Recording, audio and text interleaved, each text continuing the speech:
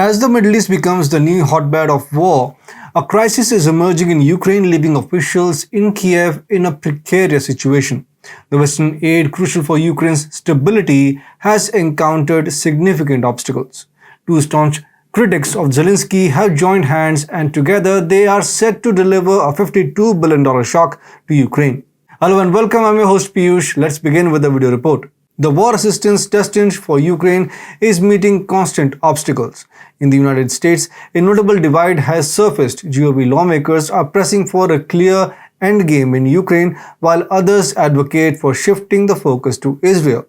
This rift makes it challenging for President Biden to provide substantial assistance to Ukraine. Simultaneously, in Europe, concerns are mounting as EU nations highlight the adverse impact of the war on European economies. Consequently, the flow of aid to Ukraine has stalled. Despite these challenges, a minor amount of assistance persists. Recently, the EU pledged $1.6 billion in aid to Ukraine. However, a substantial portion of this aid is currently on hold, with Hungary and Slovakia delaying its distribution. During the recent European Union summit, Hungary and Slovakia's prime ministers took a firm stand against a €50 billion aid package for Ukraine, as reported by Politico. Hungarian Prime Minister Viktor Orban contended that the EU's support for Kiev has proven ineffective, stating that Ukrainians cannot secure victory on the front lines, with Russian President Vladimir Putin shows no signs of backing down. Meanwhile, Slovak Prime Minister Robert Fico voiced concerns about corruption within Ukraine. As per Fico, Slovakia's new government is not ready to help an administration which has no clear idea where the war money is going.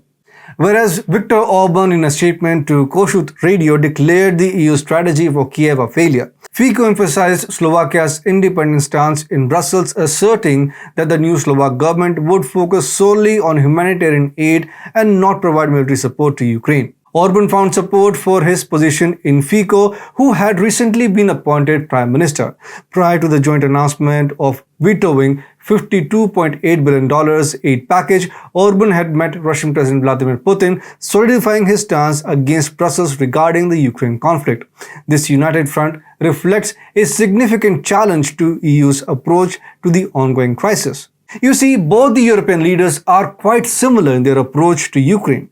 They argue that the Allies' assistance serves to prolong the conflict rather than bring resolution.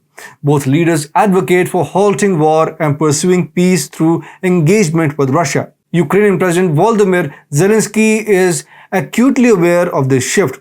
Viktor Orban, once a lone campaigner against war, now has a new ally in Fico, reinforcing their anti-war stance. This united perspective emphasizes the urgency for diplomatic solutions, marking a significant change in the dynamics of the conflict. Fico's long-standing hostility, which dates back to 2009, combined with Orban's adamant opposition, presents a difficult picture for Ukraine's future. With these two countries working together, Ukraine will have a difficult time getting EU war assistance. Things have gotten worse for President Zelensky. It will be fascinating to observe how Zelensky prepares the ground for the pair to consent to Ukraine's demands.